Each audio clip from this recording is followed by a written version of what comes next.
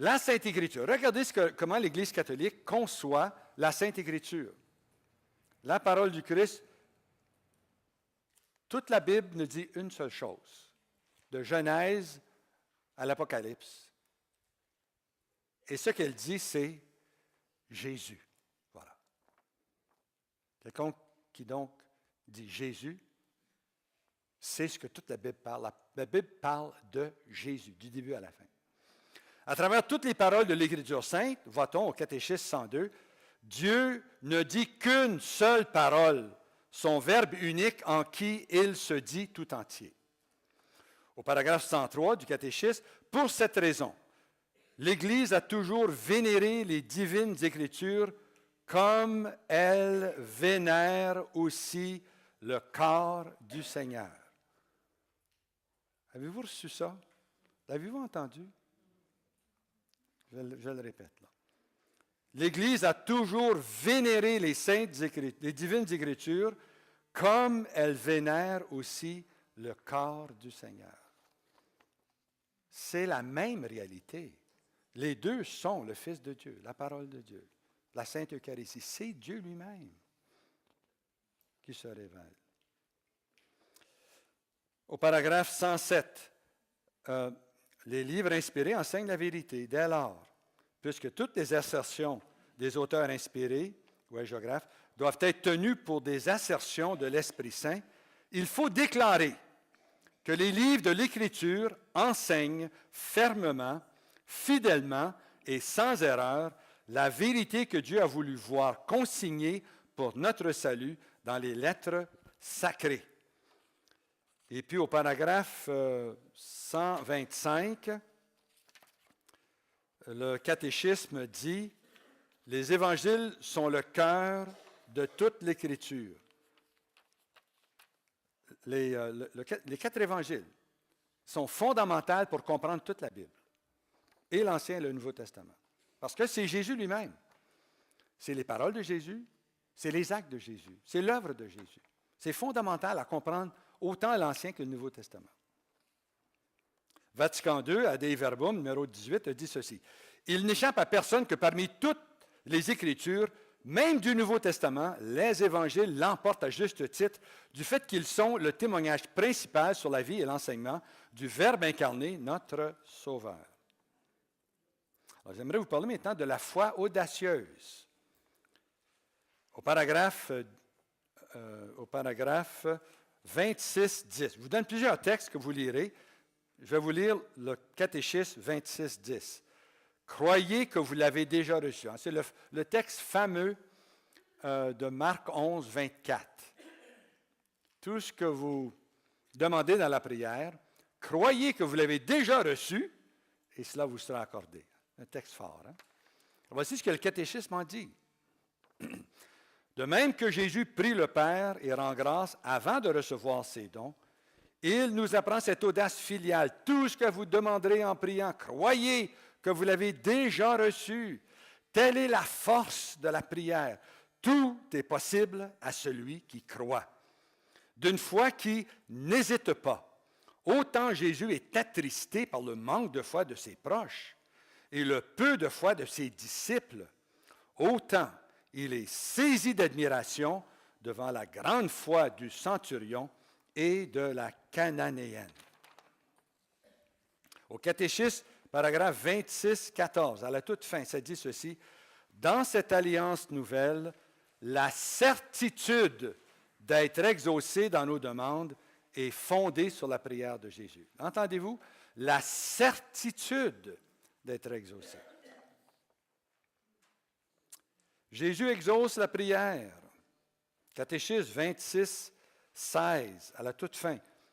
Guérison des infirmités ou rémission des péchés, Jésus répond toujours à la prière qu'il implore avec foi. Va en paix, ta foi t'a sauvé, dit Jésus.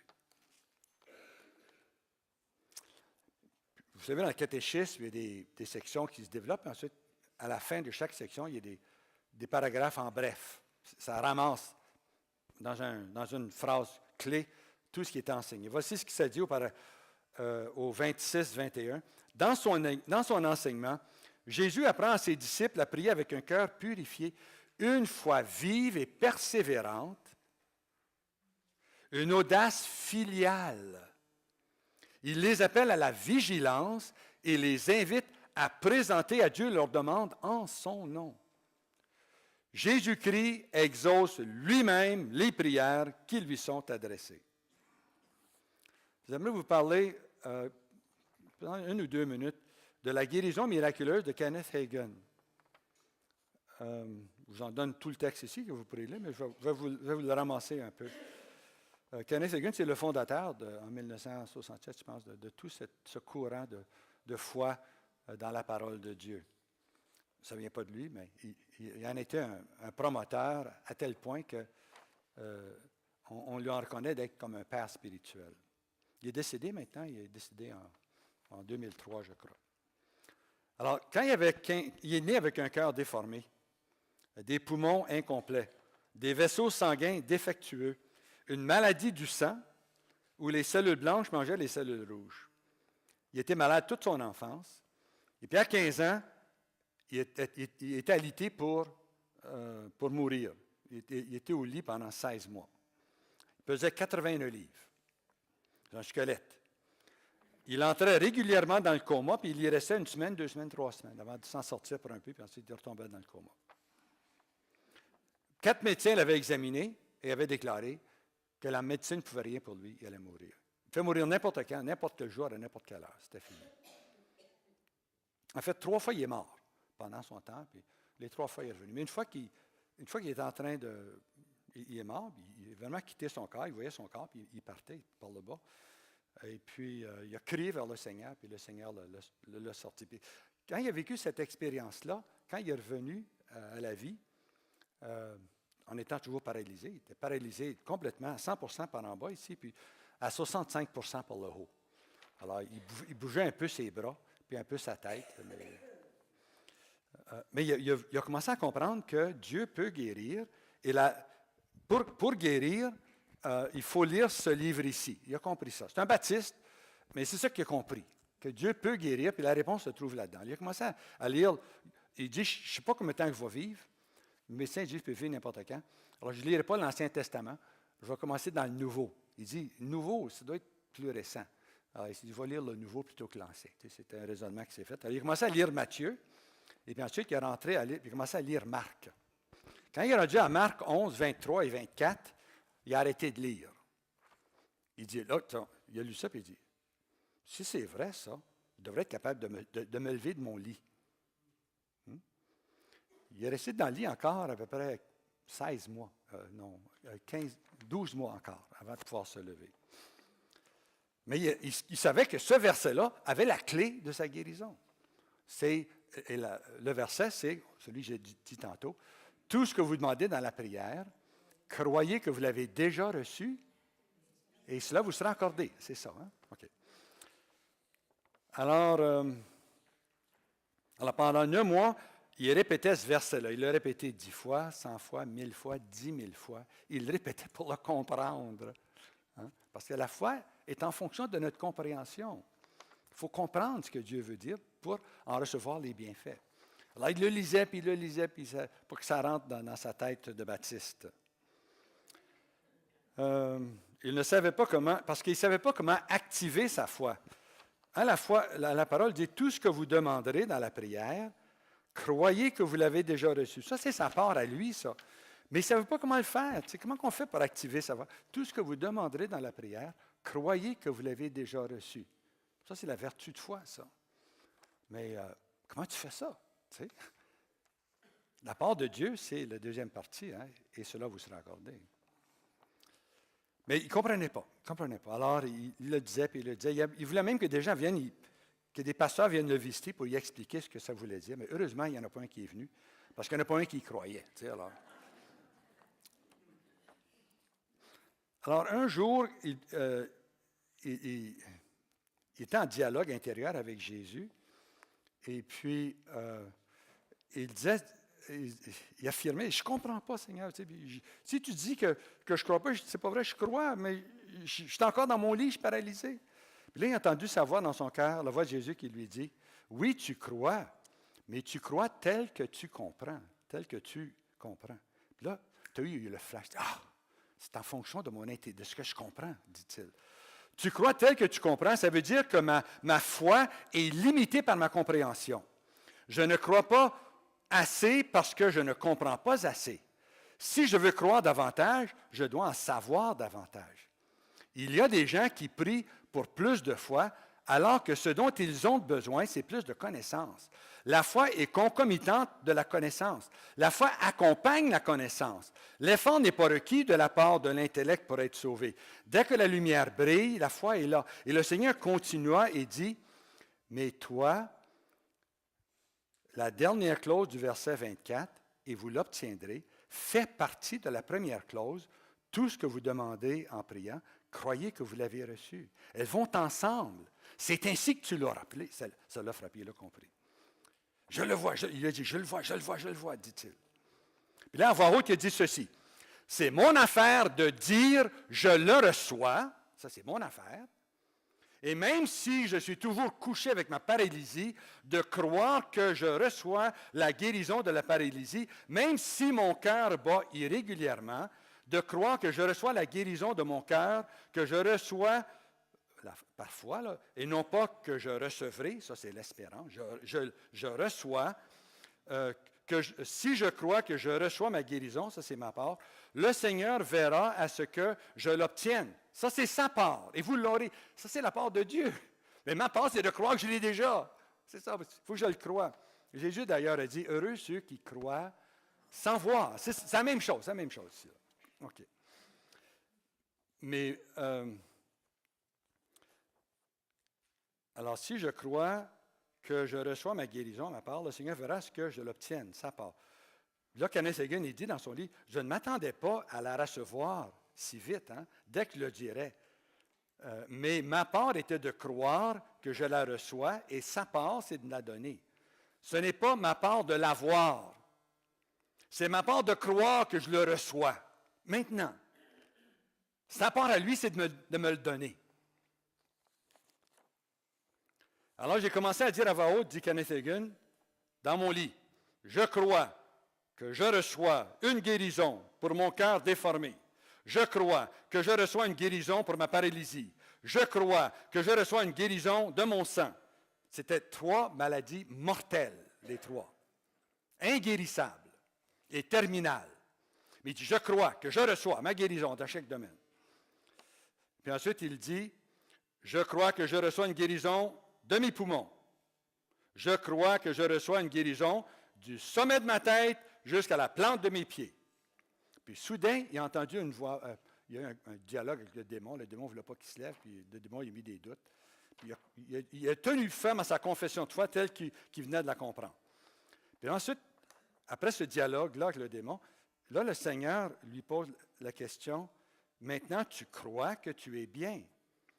Alors Jésus n'a pas demandé s'il se sentait mieux, ou s'il croyait qu'il se sentait mieux, ou qu'il paraissait mieux. C'est pour ça que Jésus lui demandait, crois-tu que tu es bien? Puis là, lui a répondu, oui, certainement, je crois que je suis mieux. La voix intérieure lui dit alors, lève-toi. Puis là, dans la tête de Canus, ça lui dit, mais ça n'a aucun sens. J'ai 15 ans, 16 ans, et puis il est 10h30 de l'après-midi, puis tu es encore au lit.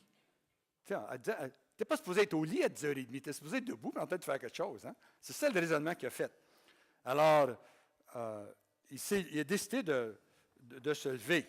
Alors, il est paralysé, il n'avait aucune sensation de ses hanches jusqu'à ses orteils, absolument aucune sensation.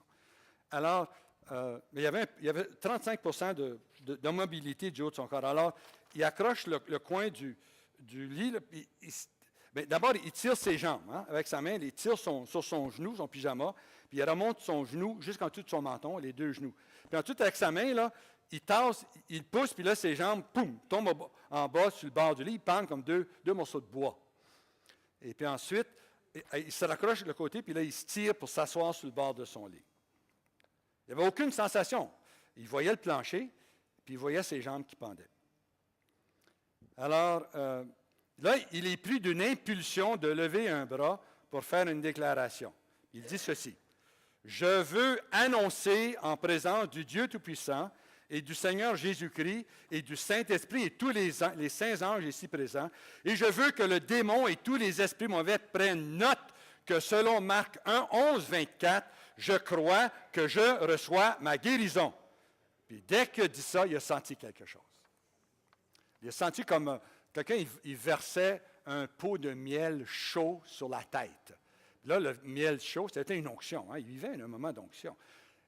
L'onction est descendue. Puis ça rentrait en lui, ça descendait par-dessus lui. Puis partout où cette sensation passait, la paralysie partait, puis la guérison venait. Puis quand ça sortait par ses doigts, ça sortait par ses orteils, puis là, à ce moment-là, il était debout, il était parfaitement guéri. Complètement guéri. Des nouveaux poumons, un nouveau cœur, des nouveaux artères, des nouveaux sangs. Il était parfaitement guéri. Parfaitement guéri.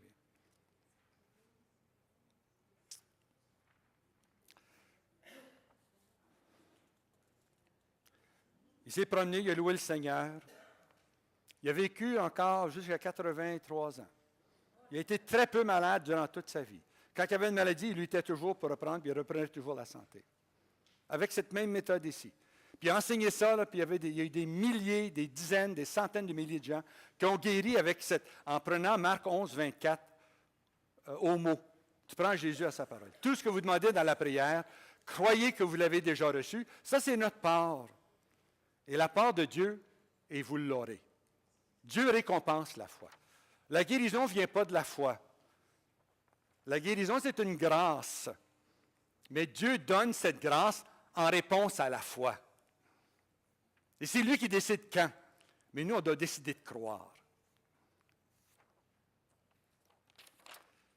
Alors, c'est de ça que j'aimerais vous parler. La guérison par l'obéissance. Alors, Jésus a établi Saint Paul dans sa grâce et mission d'apôtre pour amener à l'obéissance de la foi toutes les nations. Ce serait une erreur sérieuse de sous-estimer l'importance aux yeux de Dieu de l'obéissance de la foi. Rappelons-nous que c'est par la désobéissance d'un seul homme, Adam, que la multitude, nous tous, a été constituée pécheresse. De même, par l'obéissance d'un seul, Jésus, la multitude sera constituée juste. Dans la Bible, vous vous rappelez du cas de Naaman. Comment Naaman a-t-il guéri? En obéissant. Va te baigner 7 fois dans le Jourdain, puis tu guériras. Il ne voulait pas y aller, il est allé quand même. Puis il s'est baigné 1 fois, 2 fois, 6 fois, il n'était pas guéri. Il s'est baigné une 7e fois, il est sorti une belle peau fraîche comme celle d'un bébé. Complètement guéri. Par son obéissance. Jésus a guéri les 10 lépreux par l'obéissance. Allez vous montrer au prêtre. Ils sont partis, ils n'étaient pas guéris. Ils sont allés se montrer au prêtre, puis en marchant, ils ont tous été guéris. En obéissant. Jésus a guéri l'aveugle par l'obéissance. Il a mis de la bouche ses yeux, puis il dit, va-t'en te laver à la piscine de Siloé. Il était aveugle encore. Puis là, il s'est rendu du mieux, puis il s'est arrivé, il a obéi, puis il a été guéri. L'obéissance guérit. Puis des fois, dans des assemblées, vous allez avoir une parole que si telle personne fait telle chose, il sera guéri. Vous lui dites, si tu fais telle chose, tu seras guéri. Parce que le Seigneur te l'a dit. Vous lui dites, il le fait, il est guéri. L'obéissance guérit. L'obéissance de la foi. Dieu est tellement intéressé à nous voir obéir à sa parole qu'il nous donne des exemples. Alors pourquoi obéir à la Bible? Parce que Jésus a dit, l'Écriture ne peut pas être abolie, elle ne peut pas être déliée, elle ne peut pas être défaite. L'œuvre de Dieu, c'est que vous croyez en celui que Dieu a envoyé. Ne t'ai-je pas dit que si tu crois, tu verras la gloire de Dieu? Le semeur sème la parole. Il sème sa parole pour qu'on la reçoive dans notre cœur et croit. Le ciel et la terre passeront, dit Jésus. Mes paroles ne passeront pas. Ainsi, quiconque entend ces paroles que je viens de dire et les met en pratique est semblable à un homme avisé qui a bâti sa maison sur le roc. Le Père m'a commandé lui-même ce que je devais dire et exprimer. Ainsi donc, ce que moi je dis, comme le Père me l'a dit, je le dis. La caractéristique fondamentale de Jésus, c'est qu'il était obéissant à son Père. Si vous demeurez dans ma parole, vous serez vraiment mes disciples. Vous connaîtrez la vérité vous rendra libre. Pourquoi obéir à la Bible? Parce que l'Esprit Saint dit, la parole de notre Dieu se réalise à jamais. Isaïe 40. Sans la foi, il est impossible de plaire à Dieu. Hébreux 11. La foi est la garantie de ce qu'on espère, la preuve des réalités qu'on ne voit pas. Hébreux 11. Hébreux 4. Car la parole de Dieu est vivante et efficace. 1 Pierre 1. Vous avez été régénérés par la parole de Dieu vivante et qui demeure, car la parole du Seigneur demeure à jamais. Voici des paroles bibliques pour guérir. Ça prend des paroles bibliques pour guérir. Par exemple, ça prend des paroles de foi pour être sauvé. Un ange a dit à Corneille, envoie à Joppé et fais venir Simon-Pierre.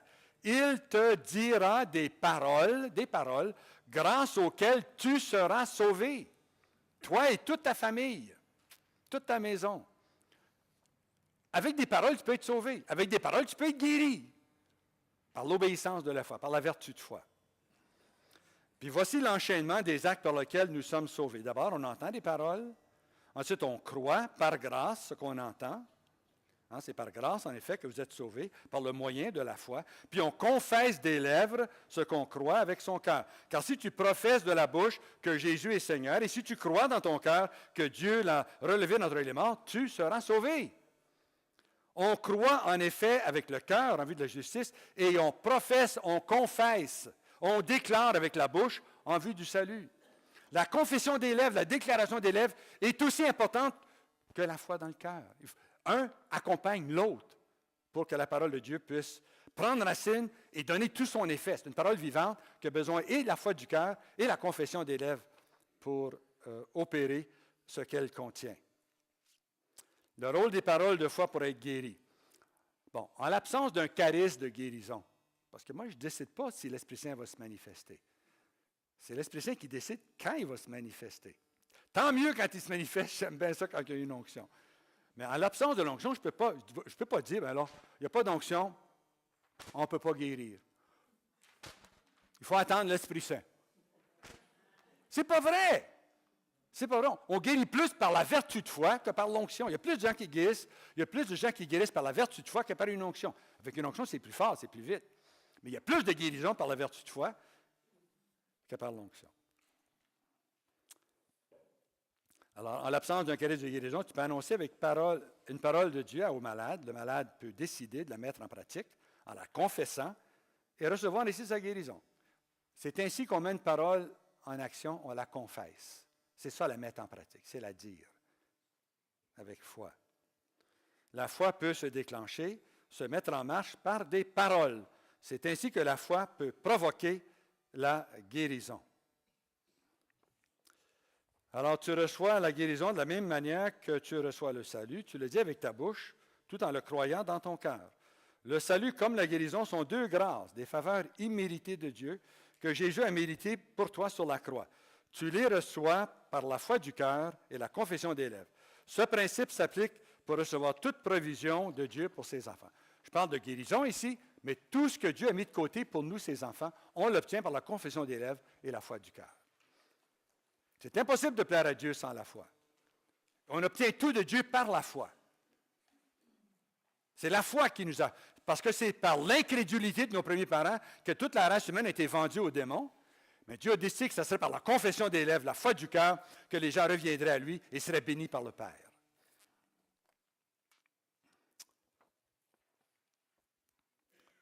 Alors, c'est ce que j'explique en haut de la page 50. Toute la provision de Dieu, ce qu'il a mis de côté pour nous, nous appartient à travers la revendication de la foi. La promesse de longue vie. Dieu nous promet de vivre longtemps et en bonne santé. Écoutez, regardez Siracide.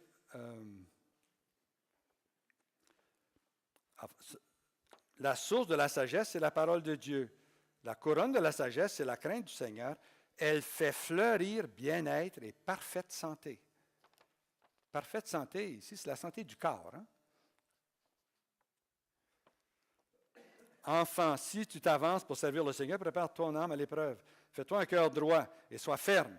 Et ne te trouble pas au moment du malheur. Sois patient, aie foi en lui, et il te viendra en aide. Vous qui craignez le Seigneur, ayez foi en lui, et votre récompense ne saurait faillir. Le Seigneur remet les péchés et sauve au temps de l'affliction. Malheur au cœur défaillant, parce qu'il n'a pas la foi. Aussi ne sera-t-il pas protégé. C'est par la foi qu'on se protège des malheurs et de la maladie. Proverbe 3.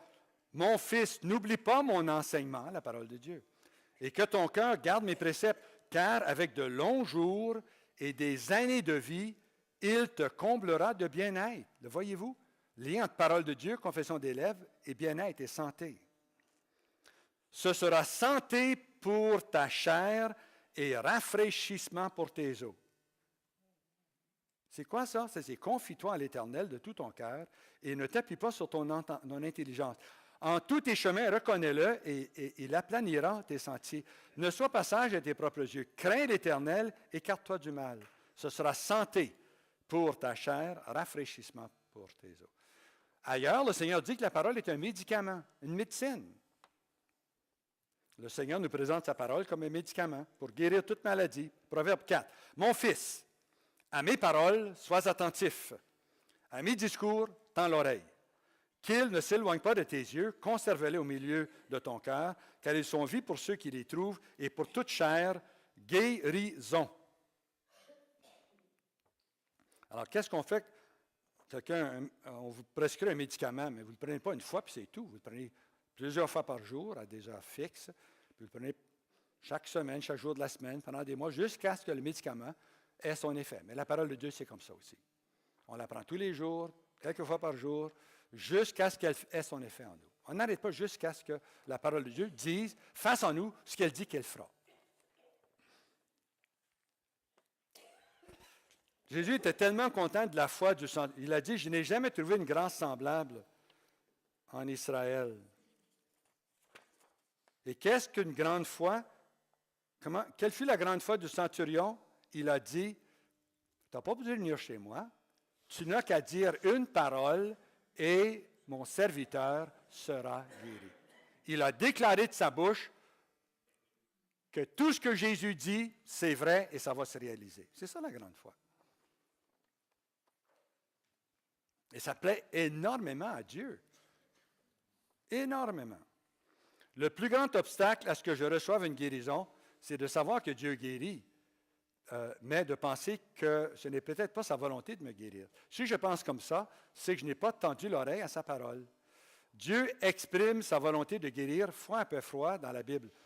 La parole de Dieu est sa volonté. La parole de Dieu est une nourriture pour l'esprit de l'homme. Si tu nourris ton corps continuellement avec de la bonne nourriture, ton corps sera fort et en santé. Si tu nourris ton esprit continuellement avec la parole de Dieu, tu garderas ton esprit fort et ta foi vivante.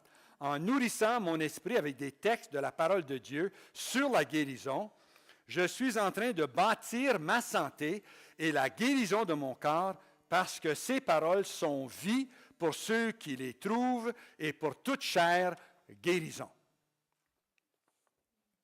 L'obstacle à la guérison est en moi, pas en Dieu. C'est moi qui limite Dieu. Supposons que ton enfant brûle de fièvre ou se meurt de cancer. Si tu pouvais, le guérirais-tu? Certainement tu le guérirais. Eh bien, Dieu veut le bien de ses enfants et lui est capable de les guérir. Dieu est tout-puissant, est capable de guérir et veut guérir, mais il ne peut faire dans ma vie que ce que je lui permets de faire. Il est capable de pardonner tous les péchés et de sauver tous les humains, mais il ne peut pas le faire sans notre permission. Jésus l'a dit dans l'Apocalypse, « Voici, je me tiens à la porte et je frappe.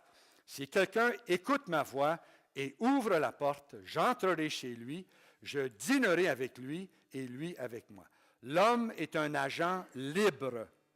Il a la capacité et le droit de faire ses propres choix. J'ai le choix de faire ce que je veux avec la parole de Dieu. C'est votre choix si vous allez la croire ou non. Dieu vous dit ce qu'il va faire si vous croyez en sa parole. Il va vous guérir, il va vous sanctifier. Mais vous avez un choix de ne pas y croire, puis de ne pas être guéri, puis de ne pas être sanctifié. Mais c'est votre choix. Ce n'est pas la faute de Dieu. On décide ce qu'on va croire. L'importance des mots. L'Écriture nous révèle l'importance des mots. Mort et vie sont au pouvoir de la langue, et ceux qui s'y complaisent en mangeront le fruit. Proverbe 18. Au lieu de mort et vie, je pourrais dire maladie, infirmité sont au pouvoir de la langue. Jésus a affirmé catégoriquement que c'est d'après tes paroles que tu seras justifié et d'après tes paroles que tu seras condamné. Matthieu 12. Ne dis pas des paroles qui affaiblissent ta foi, car ainsi tu donnes emprise à ta chair et aux démons. Ne parle pas de ton manque de foi, de tes difficultés, de tes épreuves, car ce faisant, ta foi diminue, se ratatine. La confession ou la déclaration du doute fait grandir et affermir le doute. La confession ou la déclaration de la foi fait grandir et affermit ta foi. Mes paroles déclenchent et libèrent ma foi. La foi pour être sauvé, la foi pour guérir, la foi pour n'importe quelle provision de Dieu. Dans la Bible, on a différents mots pour exprimer le mot parole, la parole de Dieu. Le logos est un de ces mots-là. Tu sais, au tout début, dans l'Évangile de Saint Jean, ça dit au commencement était le Verbe, et le Verbe était auprès de Dieu. Eh bien, le mot Verbe, qui veut dire parole, c'est le mot logos. Hein, c'est la parole universelle, l'intelligible, c'est la parole. Ailleurs, dans la Bible, par ailleurs, au lieu de mettre le mot logos pour parole, ils vont mettre le mot rhéma. Par exemple, quand la Sainte Vierge a dit à l'ange, comment sera? Je suis la servante du Seigneur, qu'il me soit fait selon. Ça, c'était rhéma. Elle a dit rhéma. C'est rhéma. Une parole qui s'applique à moi maintenant. Un rhéma, c'est une parole, c'est un logos, mais qui tout à coup s'applique à toi. Quand, par exemple, Jésus marchait sur l'eau, puis Pierre a dit, commande que je vienne à toi. Jésus a dit, viens. Ça, c'est un rhéma. Parce que Pierre est sorti du bateau et il a marché sur l'eau. Ça ne veut pas dire que depuis ce temps-là, on peut tous marcher sur l'eau. C'est une parole universelle qui venait de Jésus, mais qui s'applique directement à Pierre dans ce cas-là. À certains moments, un logos devient un rhéma. Et c'est ça qu'on fait en la répétant, à la confession des lèvres. Soudainement, par la volonté de Dieu, ça devient un rhéma, puis elle s'actualise. C'est une parole qui devient performante. Elle agit, elle fait ce qu'elle dit.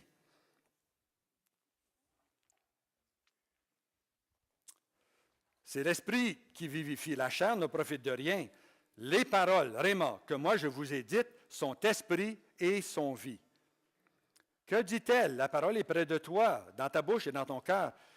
Or, c'est la parole, rhéma, de la foi que nous prêchons. Une parole qui s'applique directement à toi. Tu la reçois, tu la confesses. Voilà, la parole s'actualise, tu es sauvé ou tu es guéri. La parole de Dieu se présente sous deux aspects distincts, mais indissociables. Le premier, en parlant, Dieu révèle. Le deuxième, en parlant, Dieu agit. Cependant, la parole de Dieu n'est pas simplement un message intelligible adressé aux hommes. Elle est une réalité dynamique. La parole de Dieu, c'est une puissance qui opère infailliblement les effets visés par Dieu. Dieu l'envoie comme un vivant messager. Il envoya sa parole et les guérit. Il les délivra de leurs fausses. Il envoie ses ordres à la terre. Rapide court sa parole. Dieu veille sur sa parole pour l'accomplir. Dieu n'est pas un homme pour mentir, ni un fils d'homme pour changer d'avis. Est-ce lui qui dit et n'agit pas, qui parle et ne réalise pas? Sa parole est performante quand elle devient rhéma. Alors ici, je donne tout un développement sur cette question-là. En fait, ici, je vous donne le cas de cette dame guérie dans un ministère de Kenneth Hagin. C'était à la toute fin du service de guérison de Kenneth Hagin.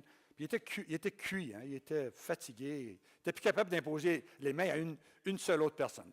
Quand tu en as assez, là, tu en as assez. Hein, tu as fait ton voyage. Mais il y avait une femme qu'on a amenée à la toute fin. On garde toujours les pires cas pour la fin, semble-t-il. En tout cas, la femme arrive en chaise roulante. Puis on voulait que Kenneth Hagin lui impose les mains. Là, Kenneth Hagin était assis sur les marches, là, puis il reprenait son souffle. Là, il a décidé de ne pas prendre l'imposition, de ne pas prendre les caresses, de ne pas prendre. Il a dit à la femme, prends ton livre, ta Bible, ouvre-la à 1 Pierre, 2, 24. Alors, il lit le texte. Alors, c'est écrit, lui, sur le gibet, a porté lui-même nos péchés dans son corps, afin que, mort au péché, nous vivions pour la justice. Lui, dont la meurtrissure vous a guéri. Puis là, il pose la question à la femme, l'infirme. Il dit, le texte, là, sa meurtrissure, lui, dont la meurtrissure vous a guéri, est-ce que c'est au passé, au présent ou au futur? Elle le regarde et elle dit, mais c'est au passé. Puis là, elle a un sourire. Elle dit, ah, c'est au passé. Alors, il lui dit, bon, si tu as été guéri dans ces meurtrissures, ça fait 2000 ans qu'il y a eu ces meurtrissures, ça veut donc dire, elle dit, mais ça veut donc dire que maintenant, je suis guéri. Ma guérison a eu lieu à ce moment-là. Alors, Kenneth Hagin lui dit, bon, d'accord, tu as raison. Elle dit, si ta guérison a eu lieu il y a 2000 ans, eh bien, dis merci au Seigneur pour ta guérison. Tout ce que vous demandez dans la prière, croyez que vous l'avez déjà reçu. Alors, elle a commencé à remercier le Seigneur. Elle dit, ça fait tellement longtemps que je suis dans ma chaise roulante, pas capable de marcher. Seigneur, je te remercie assez d'avoir guéri mes jambes, de me rétablir. Puis elle louait le Seigneur. Puis là, Kenneth Hagin, il y avait toute une assemblée de gens comme ici, quelques centaines de personnes. On va tous se lever et on va louer le Seigneur parce que le Seigneur a guéri cette dame. Maintenant, elle est encore dans sa chaise roulante. Mais ils se sont tous levés et commencé à louer. Gloire à toi, Seigneur, d'avoir guéri cette femme. Puis ils ont loué le Seigneur pendant un certain temps. Puis là, Kenneth Hagin a ensuite dit à la femme, bon, maintenant, lève-toi et marche. Elle a sorti de sa chaise et elle a commencé à courir dans la salle. Il n'a jamais imposé les mains, il n'y a pas eu de parole de connaissance. Par la vertu de foi, elle a guéri, en le confessant des lèvres. Il y a des milliers de cas comme ça. Des milliers de cas où c'est comme ça qu'on guérit. La foi pour guérir. Guérir par la vertu de foi. Hein, je donne ça dans mon enseignement sur l'Eucharisme, l'Eucharisme de foi. Le charisme de foi, c'est une manifestation de l'Esprit qui provoque la guérison. Le Père Verlaine nous dit ceci, puis d'ailleurs, les grands évangélistes, les grands prédicateurs de la foi le disent aussi. Quand tu prends ta vertu de foi, puis tu la pousses contre le mur, là, tu accules ta vertu de foi, tu vas au plus loin que tu peux, tu ne peux pas aller plus loin que ça avec ta vertu de foi. Tu es allé au bout de ta vertu de foi.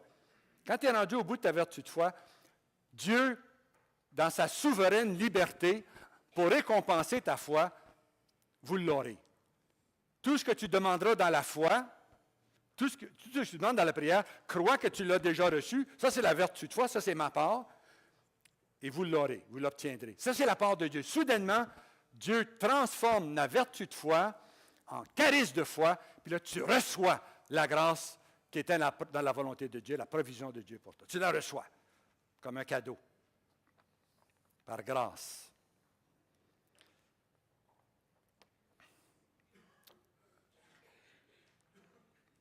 Si vous aviez de la foi gros comme un grain de sénévé, vous diriez à ce mûrier, déracine-toi, va te planter dans la mer. Laisse passer l'amour de Dieu. Une autre façon de faire, c'est d'abandonner tout effort et de simplement permettre à l'amour de Dieu de couler à travers toi, dans la personne malade, à travers l'imposition des mains. Ce qui guérit, ce n'est pas une méthode, c'est le Seigneur. Notre confiance en lui et en sa parole débloque les obstacles à la guérison. Tout ce que vous demandez en priant, croyez que vous l'avez reçu et vous l'obtiendrez. Parce que Dieu a dit dans sa parole, en Jérémie chapitre 1, verset 12, je pense, « Je veille sur ma parole pour l'accomplir, pour l'exécuter. » Il y a des obstacles dans la foi. Vous vous rappelez la parabole du semeur, le semeur sorti pour semer, puis du grain tombe sur le bord du chemin, d'autres dans les épines. Eh bien, il y a des obstacles à la foi. La parole de Dieu semée en nous, il y a des obstacles. Le démon, c'est le premier obstacle. Jésus l'indique que c'est un obstacle à notre foi. Deuxièmement, il y a la chair qui est un obstacle. Troisièmement, il y a le monde, les tentations du monde, le désir de richesse, etc. Il faut savoir vaincre ces objections-là pour croire et mettre notre foi en Dieu. Mais c'est moi qui décide quelle sorte de terre que je suis. Si la parole de Dieu tombe en bonne terre, elle produit 30, 60, 100 pour 1. C'est ça la guérison. Mais cette terre, c'est moi la terre. Mais c'est moi qui décide quelle sorte de terre je suis. Suis-je une terre incrédule? Suis-je une terre qui veut s'intéresser au monde et à toutes les choses qui miroitent dans le monde? C'est moi qui décide ça. C'est moi qui le décide. Ma foi dépend de moi. C'est à vous de décider ce que vous allez croire. Allez-vous croire, oui ou non, la parole de Dieu? Allez-vous croire, oui ou non, ce que Jésus dit? Vous devez décider ce que vous allez croire. Mais une fois que vous décidez, vous obtenez ce que Dieu a promis dans sa parole. C'est par la foi. La foi dans la parole de Dieu. L'épouse de Kenneth Hagin avait un blocage au cœur. Et puis, elle connaissait très bien l'enseignement de son époux sur la déclaration de la foi, de la parole. Alors, elle a lu tous les textes bibliques. Il y a bien des gens qui font ça. Ils vont dans leur Bible, puis tous les passages qui parlent de guérison, de la Genèse jusqu'à l'Apocalypse, ils les mettent en jaune, un highlighter. Puis là, ensuite, ils prennent leur Bible, puis ils cherchent une des paroles là, qui leur frappe au cœur. On lit la Bible, tout à coup, une parole qui nous saute aux yeux. Alors, c'est ça qu'elle a fait. Elle a choisi plusieurs paroles, puis elle a vu celle qui s'appliquait à son cas. Son médecin, il avait dit, je ne peux rien faire, il faut t'opérer, parce que ton cœur est en mauvais état, et puis tu risques de mourir si on ne t'opère pas. Parole de Dieu, elle a confessé ces paroles-là continuellement. Elle a pris garde à la manière dont elle entend. La foi vient de ce que l'on entend, et l'on entend par une parole de Dieu. La foi vient de la parole de Dieu.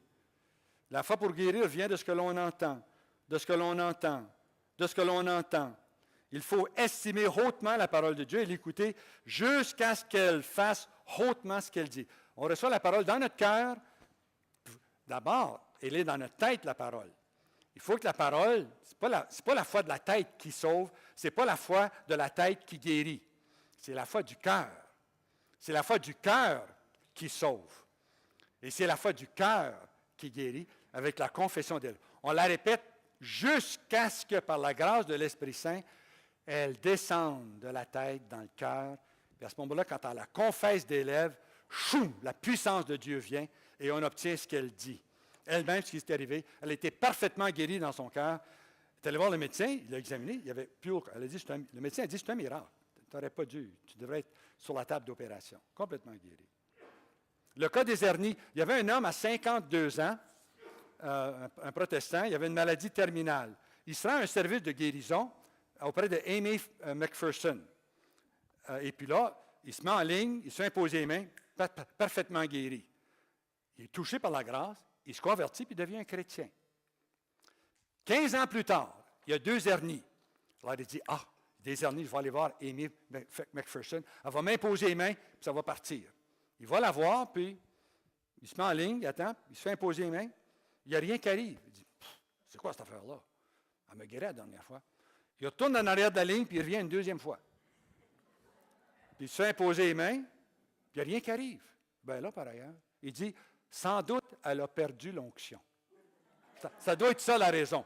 Alors, là, il court tous les ministères de guérison qui existent. Il va tous les voir un après l'autre. Il se fait imposer les mains par tout le monde. Il n'est pas guéri pantoute. Maintenant, il y a 82 ans. Ça fait longtemps qu'il se promène avec c'est depuis l'âge de 67 ans que ses hernies. Là, il arrive auprès de Kenneth Hagin. Puis il raconte son histoire à Kenneth Hagin.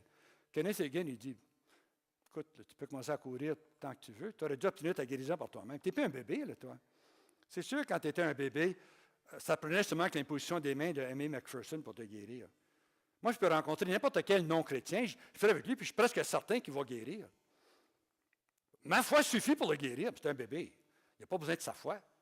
Ma foi suffit pour le guérir. Puis toi, Amy McPherson, sa foi suffisait pour te guérir. Tu as guéri, voilà. Mais tu n'es plus un bébé. Ça fait 15 ans que tu es dans le Seigneur. Ça faisait 15 ans que tu es dans le Seigneur quand tu as eu des 2 hernies. Dieu veut que tu guérisses par ta propre foi, pas par la foi d'un autre. Prends la parole de Dieu, crois-le, confesse-le des lèvres, puis tu vas guérir. Puis il a enseigné, puis là, le gars, il est parti. 1 an plus tard, il l'a rencontré. Il dit à Kenneth Hagin, il dit, je suis complètement guéri. Mes hernies sont parties. Puis non seulement ça, maintenant, moi, je vais de maison en maison, de vieux, parce que c'est un vieillard. Je vais de maison en maison. J'impose les mains aux malades, puis maintenant, c'est moi qui guéris les malades. Avec la puissance du nom de Jésus. On doit s'approprier la guérison divine par la foi, au début par la foi d'un autre, plus tard par sa propre foi. Puisque c'est Jésus qui guérit, il devrait persévérer dans sa foi en Jésus jusqu'à ce que Jésus le guérisse. Face à la guérison, le Seigneur permettra à un autre de croire à sa place, à sa parole pour toi, lorsque tu ne la connais pas, ou que tu n'es toujours pas, ou que tu es toujours dans l'enfance spirituelle. Il viendra à toi à un niveau de foi plus bas. Kenneth Hagin dit que Il a guéri beaucoup, beaucoup de gens par le ministère, par le charisme de guérison, parce qu'il y avait un charisme de guérison, mais il a obtenu beaucoup, beaucoup plus de guérison par la vertu de foi qu'il activait dans les gens que par les charismes de guérison. Il y a beaucoup plus de guérisons qui se font par la foi, la vertu de foi, que par les charismes. Alors, le lien entre l'onction et la foi. Comment fonctionne l'onction pour guérir? L'onction, c'est la puissance de Dieu. Je vais en parler demain de l'onction. C'est l'Esprit Saint, en fait. D'abord, il y a un point de contact par lequel l'onction de guérir peut être transmise au malade par celui qui est loin. Alors, quand vous imposez les mains à un malade, activez sa foi. Surtout si c'est un chrétien, quelqu'un qui est pratiquant, il va à messe, ça fait 10, 15 ans qu'il connaît le Seigneur ou plus. Activez toujours sa foi. Qu'il lui dise, qu'il confesse des lèvres que Jésus l'aime, que Jésus veut le guérir.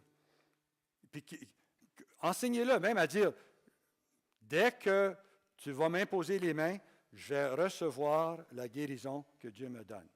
Qu'il le dise des lèvres, qu'il confesse sa foi. Puis là, votre foi, plus sa foi, crée l'onction dans la parole de Dieu pour obtenir la guérison. Alors, il y a donc deux conditions en fonction, le degré de puissance de l'onction pour guérir et le degré de foi du malade. Plus les deux sont élevés, plus la guérison sera rapide et spectaculaire. Moins l'un ou l'autre est élevé, plus elle sera lente et progressive. Une onction très puissante de guérison peut être annulée complètement par un manque de foi. C'est ce qui est arrivé à Nazareth. L'onction de guérison sur Jésus était infinie. C'était seulement qu'un homme, mais il avait reçu l'Esprit sans mesure. L'Église a reçu l'Esprit sans mesure, mais chacun de nous, on a reçu une mesure de l'Esprit. Jésus avait l'Esprit sans mesure. Il est la tête de l'Église, le fondateur. Tout l'Esprit Saint reposait sur lui. Mais même avec toute l'onction de Dieu sur lui, incapable d'opérer des miracles à Nazareth. Et qu'est-ce qui bloquait? L'incrédulité, le manque de foi. Le manque de foi, Dieu n'opère pas de miracles où on ne croit pas en lui. Il n'agira pas contre notre volonté. Si on ne lui donne pas notre foi, notre confiance en lui, bon, il dit, bon, d'accord, je ne le ferai pas. Il peut aller contre notre volonté, mais il ne veut pas aller contre notre volonté. Il nous a créés libres. Ce n'est pas des roches qu'il veut au ciel, c'est des enfants. Puis un enfant est libre. Puis on a le droit de ne pas vouloir être guéri. On a le droit de ne pas croire en lui, en sa parole. On a le droit. C'est stupide, remarquez bien, là, mais on a le droit d'être stupide. On a le droit d'être stupide. Puis on le prouve tous les jours depuis Adam et Ève.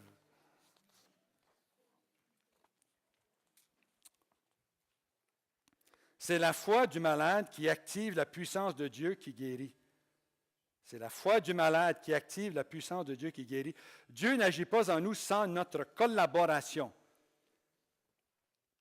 La femme syrophénicienne, c'est le même cas. C'est là que Jésus a dit, il n'est pas bon de prendre le pain des enfants et de le jeter aux petits chiens. Bien, je vous l'ai fait dire ce matin.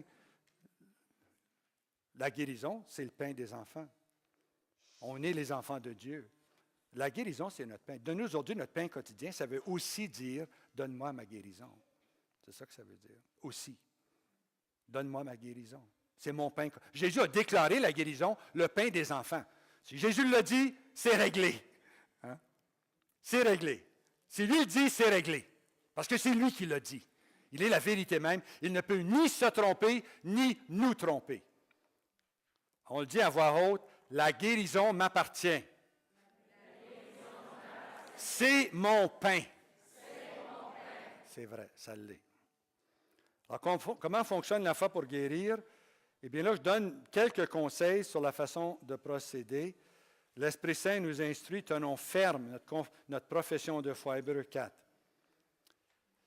Auparavant, il avait déclaré, considérez l'apôtre et le grand prêtre de notre profession de foi, Jésus. Jésus, c'est l'apôtre et le grand prêtre de notre profession de foi. Ce que vous professez, ce que vous confessez de vos lèvres, comme votre foi dans la parole de Dieu, Jésus est l'apôtre et le grand prêtre de votre confession de foi. Si vous le dites de vos lèvres, vous confessez de vos lèvres ce que dit la parole de Dieu, Jésus est votre grand prêtre et l'apôtre de cette confession de foi. Si vous ne confessez rien, si vous ne confessez pas votre foi dans la parole de Dieu, Jésus, il n'y a rien comme apôtre à faire dans votre foi. Vous ne dites rien. Mais si vous confessez de vos lèvres, vous le croyez dans votre cœur, que la parole de Dieu est vraie, puis elle va s'accomplir en vous, vous l'accueillez maintenant, tout ce que vous demandez dans la prière, croyez que vous l'avez déjà reçu, vous le faites, ça. Eh bien là, Jésus, qui est l'apôtre et le grand prêtre de votre confession de foi, il y a une job à faire maintenant. Il faut actualiser la parole de son Père. Elle va se réaliser. C'est ça qu'il fait. Qu'est-ce qu'il fait à la droite de Dieu, vous pensez, là, Jésus? Il intercède pour nous. Pour que la parole de Dieu se réalise, entre autres parce qu'on la demande. Alors ici, je parle de la foi du priant. Ça, c'est vous, les priants. La prière du juste a beaucoup de force quand elle est active. Je donne l'exemple d'Élie. Ensuite, je vous parle de la foi du malade. Jésus attribue souvent une guérison à la foi du malade. Saint Jean, dans sa première lettre, au chapitre 5, il dit « Tout ce qui est né de Dieu est vainqueur du monde, et telle est la victoire qui a vaincu le monde. » C'est quoi? Notre foi. Notre foi a vaincu le monde. Au centurion, Jésus a dit « Va, comme tu as cru, qu'il te soit fait. » Aux deux aveugles, « Croyez-vous que je peux faire ça? » Ils disent « Oui, Seigneur. » Alors, il leur toucha les yeux en disant « Selon votre foi, qu'il vous soit fait. » Et leurs yeux s'ouvrirent. Alors ensuite, j'explique ici comment la prière de foi appliquée à la guérison fonctionne. Bon, est-ce que je vais croire après que je suis guéri, ou est-ce que je vais croire avant que je suis guéri, que je suis guéri? Je vais croire avant. Oui, avant. Je ne suis pas guéri. Tu te demandes, crois-tu que tu es guéri? Oui, je crois que... Es-tu guéri? Non, je ne suis pas guéri. Mais crois-tu que tu es guéri? Oui, je crois que je suis guéri. Tout ce que vous demandez dans la prière, croyez que vous l'avez déjà reçu, c'est ça que ça dit. Ça, c'est la parole de Jésus. Jésus, infaillible, incapable de se tromper, incapable de nous tromper, nous dit, tout ce que vous demandez dans la prière, croyez que vous l'avez déjà reçu. Il veut qu'on croie sans voir. Ça plaît à Dieu qu'on ait plus confiance dans ce qu'il a dit, dans ce que nos yeux nous montrent. Je regarde, j'ai encore des jambes paralysées ou je suis encore malade, mais ce n'est pas mes yeux qui décident de la réalité, c'est la parole de Dieu qui décide de la réalité. C'est ce que Dieu a dit. Ça, c'est vrai. Moi, c'est temporaire. Les choses c'est temporaire, ça peut changer. Je me sens peut-être pas bien, mais ça change. Ça change. La parole de Dieu ne change pas. C'est du solide, c'est du roc. Je bâtis ma vie sur le roc de la parole de Dieu. Surtout les paroles de Jésus. Jésus a dit, je vais vous dire à qui ressemble celui qui écoute mes paroles et les met en pratique. Ah, les mettre en pratique, c'est les confesser. Les mettre en pratique. Il ressemble à un homme qui a bâti sa maison sur le roc. Parce que ce que Dieu a dit, c'est ça qui va arriver. Et c'est ça notre foi. Puis quand on met une telle foi dans la parole de Dieu, elle se réalise. Pour nous et pour ceux pour qui on prie. On cherche à activer cette même foi dans la personne pour que sa foi s'unisse à la mienne et qu'on obtienne de Dieu la grâce de la guérison. Puis là, j'ai décrit un peu comment procéder. Bible, foi et confession. Je suis né avec ça. Il y avait un médecin canadien qui s'appelait Dr. Yeoman, Lillian Yeoman. À un moment donné, elle a attrapé des maladies contagieuses, très dangereuses, incurables. Elle a aussi développé une dépendance aux narcotiques. Elle n'était pas pratiquante. On lui a parlé de la guérison de l'hémorroïde, puis elle s'est convertie, puis elle fut guérie. Elle a commencé à croire à la parole de Dieu. Alors, avec sa sœur, elle s'est achetée une maison. Écoutez ça, là, une maison. Puis il y avait 4 chambres à coucher, plus leur chambre aux 2 sœurs. Il recevait, et c'est un médecin, elle avait des contacts avec l'hôpital, elle ne recevait dans sa maison que les malades incurables, de maladies terminales. Il arrivait toujours chez elle en ambulance. Elle a fait ça pendant des années, des décennies. Des décennies. ils ont presque tous guéri. Alors, ils recevaient, une tuberculose arrive. On la sort de l'ambulance, on la met dans sa chambre. Puis là, on lui donne le médicament. La parole de Dieu, c'est un médicament. Hein? C'est ça que je vous ai dit. Là. La parole de Dieu déclare qu'elle est un médicament. Donc, si Dieu dit que sa parole est un médicament, c'est clair, c'est réglé, c'est un médicament. Alors, ils vont la voir, puis là, ils donnent son médicament. Bien, elle ne pratique plus la médecine. Maintenant, c'est un médicament chrétien. Elle va la voir, puis là, elle ouvre sa Bible, puis elle commence à lire tous les passages. Sa Bible en highlight, en jaune, là, sur la guérison, puis elle lit les passages, un après l'autre. Elle lui a lu plusieurs fois Deutéronome 28 et plusieurs fois Galates 3. Elle revenait souvent, mais elle lisait pas beaucoup d'autres textes. Après 2 heures de lecture, elle lui dit, bon, madame, là, je vais vous quitter, mais pendant vos temps libres, si vous ne dormez pas, là, j'aimerais que vous répétiez, selon Deutéronome, toutes les maladies sont des malédictions de la loi. Même le mot tuberculose, là, la consomption, est écrit. C'est une des maladies décrites en Deutéronome 28. Alors, de toute façon, toutes les maladies sont des malédictions de la loi, mais selon Galates 3, Jésus m'a délivré des malédictions pour que je reçoive l'Esprit Saint qui me guérit. Je veux que tu répètes ça tout le temps. Elle m'a dit, je ne sais pas ce que ça veut dire. Ça n'a pas de différence. Tu n'as qu'à le dire. Alors, elle a commencé à le répéter. Le lendemain matin, elle vient la voir et elle lui dit, as-tu bien dormi? Je n'ai pas dormi du tout. As-tu répété la phrase? Ah, je l'ai répété toute la nuit. Je l'ai dit 10 000 fois. Mais je ne sais pas ce que ça veut dire. Alors, elle lui répète, là, selon Deutéronome 28, toutes les maladies sont des malédictions de la loi, mais selon Galates 3, Jésus m'a délivré de toutes les malédictions de la loi, je suis donc guéri. Bon, d'accord. Alors, on lui apporte ses repas le soir avant de se coucher. Puis, as-tu dit la parole? Je l'ai dit toute la journée. Je l'ai dû le dire 10 000 fois. Mais je ne le comprends pas. Tu n'as qu'à le dire. Le lendemain matin, on vient la voir, puis on lui demande, puis, as-tu dormi? Non, je n'ai pas dormi de la nuit. As-tu pu dire la prière? Je l'ai dit toute la nuit. 10 000 fois au moins. Mais je ne la comprends pas. C'est pas grave. Continuez à le dire. Alors, c'était vers l'heure du dîner, vers 11h45 à peu près, puis il a préparé la popote pour les malades. Puis tout à coup, elle avait du vacarme au deuxième. Quelqu'un qui courait, puis tous les meubles allaient voler, là. Et puis là, elle savait ce que c'était. Elle court à l'escalier, puis cette femme, cette tuberculeuse, là, qui était jusqu'à maintenant comme ça, la femme, descend les escaliers en courant. Puis elle dit, docteur, Madame Yeoman, je suis guérie. Elle dit, mais je sais que tu es guérie. C'est ça que tu dis depuis 2 jours.